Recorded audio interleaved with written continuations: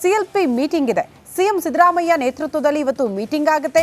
ಕಾಂಗ್ರೆಸ್ ಶಾಸಕಾಂಗ ಸಭೆಯಲ್ಲಿ ಹಲವು ವಿಚಾರಗಳ ಬಗ್ಗೆ ಚರ್ಚೆ ನಡೆಯುತ್ತೆ. ವಿಧಾನಸೌಧ ಸಮ್ಮೇಳನ ಸಭಾಂಗಣದಲ್ಲಿ ನಡೆಯಲಿರುವ ಸಭೆ ಇದು. ಈಗಾಗಲೇ ಕ್ಯಾಬಿನೆಟ್ ಬೆಂಬಲವನ್ನ ಸಿಎಂ ಸಿದ್ದರಾಮಯ್ಯನವರು ಪಡೆದುಕೊಂಡಿದ್ದಾರೆ. ಇದರ ಜೊತೆಗೆ ಹೈಕಮಾಂಡ್ ಬೆಂಬಲವೇ ಅವರಿಗಿದೆ. ಇವತ್ತು ಶಾಸಕರ ಬೆಂಬಲ ಪಡೆಯುವ ನಿಟ್ಟಿನಲ್ಲಿ ಸಭೆ ಆಗುತ್ತಂತೆ. ತಮ್ಮ ಮೇಲೆ ಬಂದಿರುವ ಮೂಡಾ ಹಗರಣದ ಬಗ್ಗೆ ಸ್ಪಷ್ಟನೆ ನೀಡುತ್ತಾರೆ. ಇವತ್ತು ನಡೆಯುವಂತಹ ಸಭೆಯಲ್ಲಿ ಸಂಜೆ 4 ಗಂಟೆಗೆ ಸಭೆ ನಿಗದಿಯಾಗಿದೆ.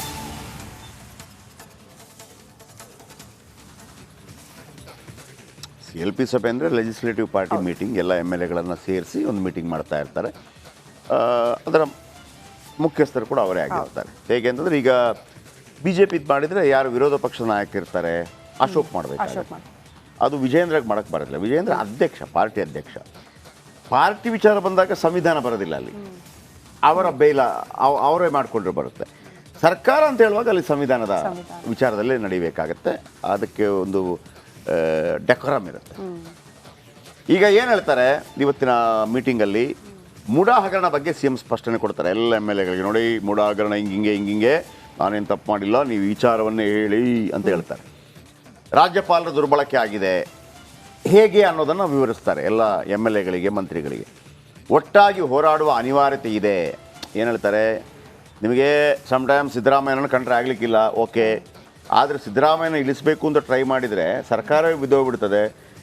ನಿನಗೆಲ್ಲ ಆಮೇಲೆ ಮಂತ್ರಿಗಿರಿ ಇರಲ್ಲಪ್ಪ. ಹೌದು.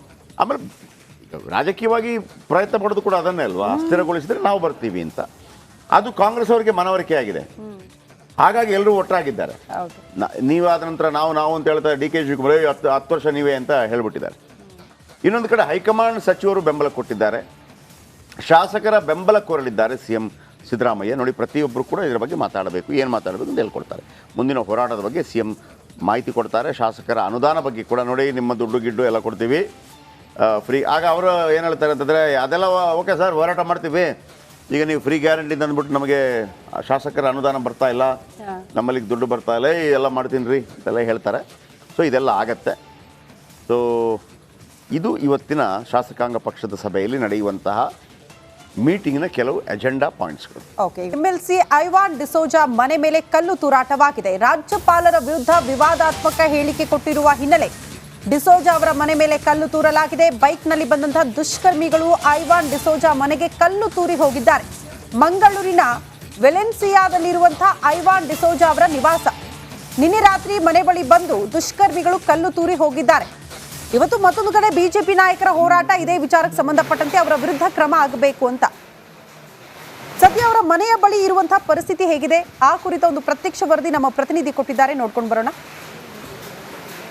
ವಿಧಾನ ಪರಿಷತ್ ಸದಸ್ಯ ಐವಾನ್ ಡಿಸೋಜ್ ಅವರು ಪ್ರತಿಭಟನೆ ವೇಳೆಯಲ್ಲಿ ಬಾಂಗ್ಲಾ ಮಾದರಿಯಲ್ಲಿ ರಾಜ್ಯಪಾಲರ ಮನೆಗೆ ನುಗ್ಗಿ ದಾಳಿ ಮಾಡ್ತೇವೆ ಅನ್ನುವಂಥ ಏನು ಹೇಳಿಕೆ ಏನಿದೆ, ಅದು ಬಹಳಷ್ಟು ಆಕ್ರೋಶಕ್ಕೂ ಕೂಡ ಕಾರಣ ಆಗಿತ್ತೆ. ನಿನ್ನೆ ರಾತ್ರಿ ವೇಳೆ ಐವಾನ್ ಡಿಸೋಜ್ ಅವರ ಮನೆಗೆ ಕಲ್ಲು ತೂರಾಟ ಕೂಡ ಆಗಿರುವಂಥದ್ದು ನೀವೀಗ ದೃಶ್ಯದಲ್ಲಿ ಗಮನಿಸಬಹುದು. ಇದು ವಿಧಾನ ಪರಿಷತ್ ಸದಸ್ಯ ಐವಾನ್ ಡಿಸೋಜ್ ಅವರ ಮನೆ. ಮಂಗಳೂರಿನ ಹೃದಯ ಭಾಗದ ವೆಲೆನ್ಸಿಯಾದಲ್ಲಿ ಇರುವಂತಹ ಐವಾನ್ ಡಿಸೋಜ್ ಅವರ ಮನೆ.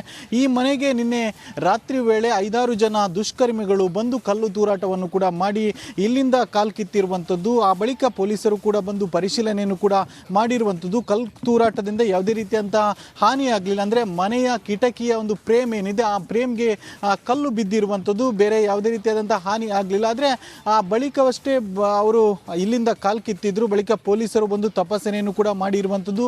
ಇಲ್ಲಿನ CCTV ಫುಟೇಜ್ಗಳನ್ನು ತೆಗೆದುಕೊಂಡು ಹೋಗಿ ಒಂದಷ್ಟು ಪರಿಶೀಲನೆಯನ್ನು ಕೂಡ ಮಾಡ್ತಾ ಇರುವಂಥದ್ದು. ಮತ್ತು ಯಾರು ಕಲ್ಲು ತೂರಾಟ ನಡೆಸಿದ್ದಾರೆ ಅವರಿಗೆ ಶೋಧ ಕಾರ್ಯಗಳು ಕೂಡ ಆಗ್ತಾ ಇರುವಂಥದ್ದು. ಈ ಒಂದು ಮನೆ ಏನಿದೆ, ಈ ಮನೆಯಲ್ಲಿ ನಿನ್ನೆ ಈ ಒಂದು ಕಲ್ಲು ತೂರಾಟ ಆದ ಸಂದರ್ಭದಲ್ಲಿ ಮತ್ತು ಇವತ್ತು ಕೂಡ ಐವಾನ್ ಡಿಸೋಜಾ ಅವರು ಇಲ್ಲ, ಕಾರ್ಯನಿಮಿತ್ತ ಬೆಂಗಳೂರಿನಲ್ಲಿದ್ದಾರೆ. ಹೀಗಾಗಿ ಮನೆಯಲ್ಲಿ ಅವರ ಕುಟುಂಬಸ್ಥರು ಮಾತ್ರ ಇದ್ದಾರೆ.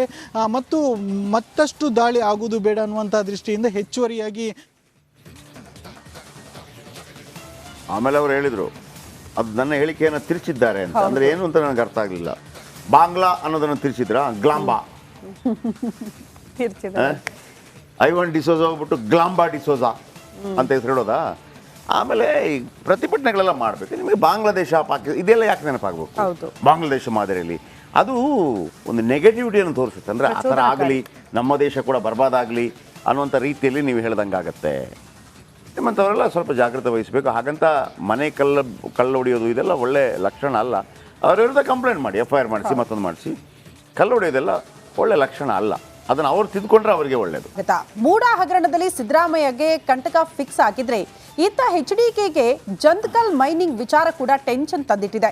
ಅರೆಸ್ಟ್ ಆಗುವ ವಿಚಾರಕ್ಕೆ ಸಿಎಂ ಹಾಗೂ ಕೇಂದ್ರ ಸಚಿವರ ನಡುವೆ ಮಾತಿನ ಯುದ್ಧವೇ ನಡೆದಿದೆ. ರಿಪಬ್ಲಿಕನದಲ್ಲಿ ಎಕ್ಸ್ಕ್ಲೂಸಿವ್ ಆಗಿ ಕೇಂದ್ರ ಸಚಿವರು ಮಾತನಾಡಿದ್ದಾರೆ. ಆ ಕುರಿತ ರಿಪೋರ್ಟ್ ಇಲ್ಲಿದೆ.